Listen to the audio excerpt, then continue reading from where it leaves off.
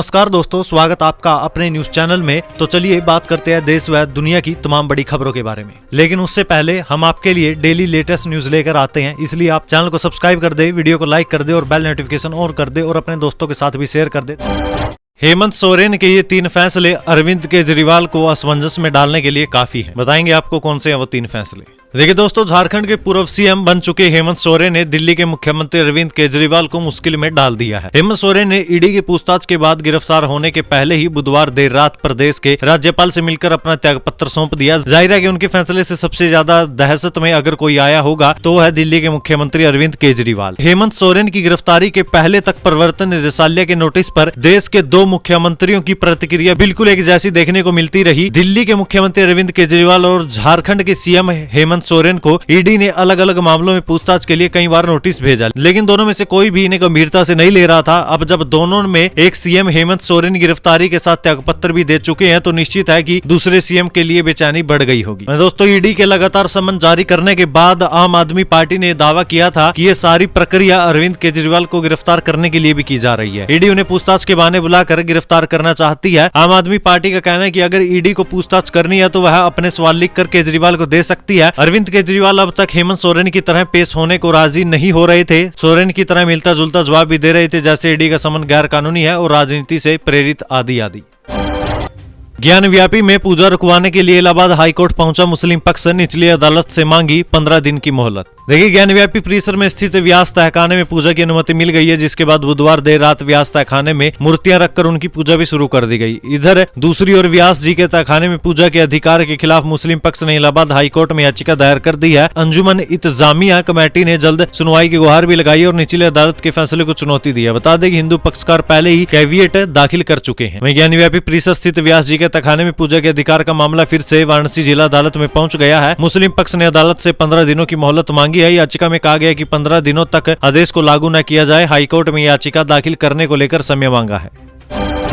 कहां से कितना कमाएगी मोदी सरकार, कहां करेगी खर्च, आसान भाषा में समझे पूरा लेखा जोखा। देखिए दोस्तों, मोदी सरकार के दूसरे कार्यकाल का आखिरी बजट कल आ गया है। वित्त मंत्री निर्मला सीतारमण ने 2024-25 का बजट पेश किया है। हालांकि अंतरिम बजट था और चुनाव के बाद जुलाई में फुल बजट आएगा। बजट भाषण में निर्मला सीतारमण ने कहा कि कुछ महीनों बाद ही आम चुनाव होने हैं। ऐसे में आमतौर पर अंतरिम बजट में कोई नीतिगत घोषणाएं नहीं होती, लोक लुभावने वादे नहीं किए जाते। हमने उसी परंपरा को जारी रखा है। बजट में सरकार बताती है कि उसकी कमाई कहां से होगी और वो कहां खर्च करेगी। वित्त मंत्री निर्मला सीतारमण ने बताया है कि सरकार 2024-25 में 47.65 लाख करोड़ रुपए से ज्यादा खर्च करेगी और ये सिर्फ अनुमान है। इस खर्च के लिए सरकार को 30 लाख करोड़ रुपए से ज्यादा की कमाई तो टैक्स और दूसरी जगहों से हो जाएगी, लेकिन बाकी के खर्च पूरा करने के लिए सरकार उधार लेगी।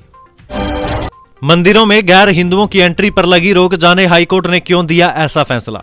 देखिए दोस्तों, तमिलनाडु के मंदिरों में अब गैर हिंदुओं की एंट्री नहीं होगी। मद्रास हाईकोर्ट ने इसके निर्देश दे दिए हैं। हाईकोर्ट ने सरकार को आदेश दिया है कि सभी मंदिरों में ऐसे बोर्ड लगाए जाएं जिस पर लिखा हो कि गैर हिंदुओं को मंदिर के अंदर आने की अनुमति नहीं है। हाईकोर्ट ने तमिलनाडु के Hindu religious and charitable endowment department को निर्देश दिया है। उन्हें सभी मंदिरों के बाहर गैर हिंदुओं की एंट्री रोकने वाले बोर्ड लगाने होंगे। फैसला देते हुए कोर्ट ने इस बात पर भी जोर दिया कि हिंदुओं को भी अपने धर्म को मानने और उसका पालन करने का मौलिक अधिकार है। हाईकोर्ट ने फैसला डी सेंथिली कुमार की याचिका पर दिया है। सेंथिली कुमार प्लानी हिल टेम्पल डिवोटी ऑर्गेनाइजेशन के आयोजक हैं। ये फैसला जस्टिस एस श्रीमती की बेंच ने सुनाया है।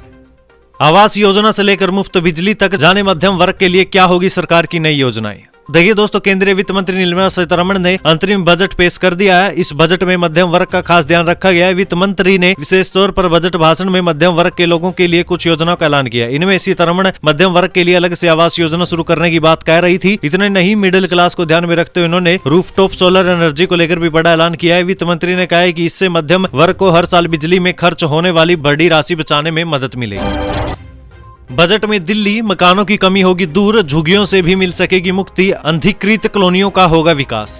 देखिए दोस्तों, दिल्ली में मकानों की कमी दूर होगी। इस कमी को दूर करने में केंद्र सरकार के अंतरिम बजट में 2 करोड़ मकान बनाने का प्रावधान होने से पंख लगेंगे। इसके तहत सरकार किराए के मकानों, झुग्गियों, झोपड़ी और अनधिकृत कॉलोनियों में रहने वाले मध्यम वर्ग के लोगों के मकान खरीदने व बनाने और उनको मकान उपलब्ध कराने में सहायता करने की योजना शुरू कर सकेगी। सरकार का एक कदम वर्ष 2047 तक देश को विकसित भारत बनाने के संकल्प में मील का पत्थर साबित होगा।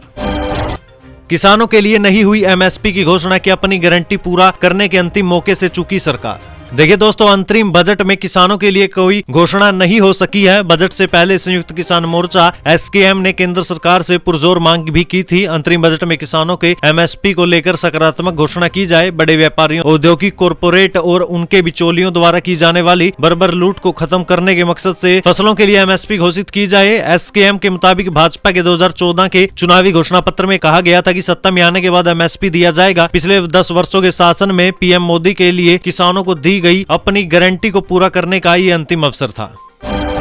देश में तेजी से बढ़ रही बेरोजगारी, राजन बोले, एक भारत चीन से तेज, दूसरे में बांटने पड़ रहे हैं खाने के पैकेट। देखिए दोस्तों, राजस्थान की राजधानी में कल से शुरू हुए जयपुर लिटरेचर फेस्टिवल में आरबीआई के पूर्व गवर्नर रघुराम राजन ने कहा कि इंडिया में तेजी से बेरोजगारी भी बढ़ रही है। पिछले 10 सालों में एम्प्लॉयमेंट का ग्राफ गिरा है। कल से जयपुर के क्लाकर्स आमिर होटल में फेस्टिवल के 17वें एडिशन की शुरुआत हो चुकी है। पहला सेशन वेन्या के फ्रंट लॉन में गीतकार गुलजार का था। राजन ने फ्री स्कीमों पर हो रही सियासत को लेकर भी अपनी बात रखी। उन्होंने कहा कि पॉलिटिकल पार्टियों को लगता है कि फ्री स्कीम और सीधे बेनिफिट देने से पॉलिटिकल फायदा मिलता है, लेकिन इसकी जगह एजुकेशन पर ज्यादा फोकस करना चाहिए। शासन में उनके नई बुक बाल ओ पार की अनबॉक्सिंग भी हुई। इस मौके पर उन्होंने हल्के फुल्के अंदाज में कहा कि आप सभी का शुक्रिया जो आप मुझे अब तक बर्दाश्त भी कर रहे हैं। राजन ने कहा कि हमारे देश में 2 भारत हैं, इनमें एक ऐसा है जो चीन से ज्यादा तेजी से चल रहा है, जबकि दूसरा भारत ऐसा है जहाँ 80 करोड़ लोगों को खाने के पैकेट देने पड़ रहे हैं। हमें स्किल, एजुकेशन और मेडिकल सेक्टर पर ध्यान देना होगा।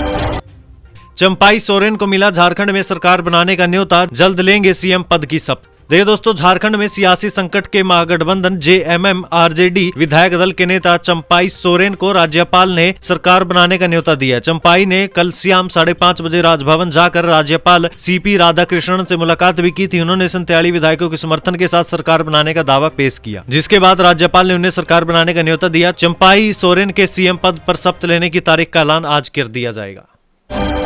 लोकसभा 2024 के लिए बीजेपी 17 और 18 फरवरी को करेगी महामंथन, पार्टी के 5000 नेता जुटेंगे। देखिए दोस्तों, आगामी लोकसभा चुनाव को लेकर बीजेपी महामंथन करने जा रही है। दिल्ली में 17 और 18 फरवरी को बीजेपी की राष्ट्रीय कार्यकारिणी और राष्ट्रीय परिषद की बैठक होगी। इस बैठक में देश भर से हजारों नेताओं को बुलाया गया। इस बैठक में पीएम मोदी जीत का मंत्र देंगे। बीजेपी की इस अहम बैठक में पार्टी की राष्ट्रीय कार्यकारिणी समिति के सभी सदस्यों के अलावा राष्ट्रीय परिषद के सभी सदस्यों को आमंत्रित किया गया। बैठक में राज्यसभा सांसद और लोकसभा सांसद, विधायक, विधान परिषद सदस्य, पूर्व सांसद भी बुलाए गए हैं। सभी मोर्चों के राष्ट्रीय पदाधिकारी भी इसमें हिस्सा लेंगे।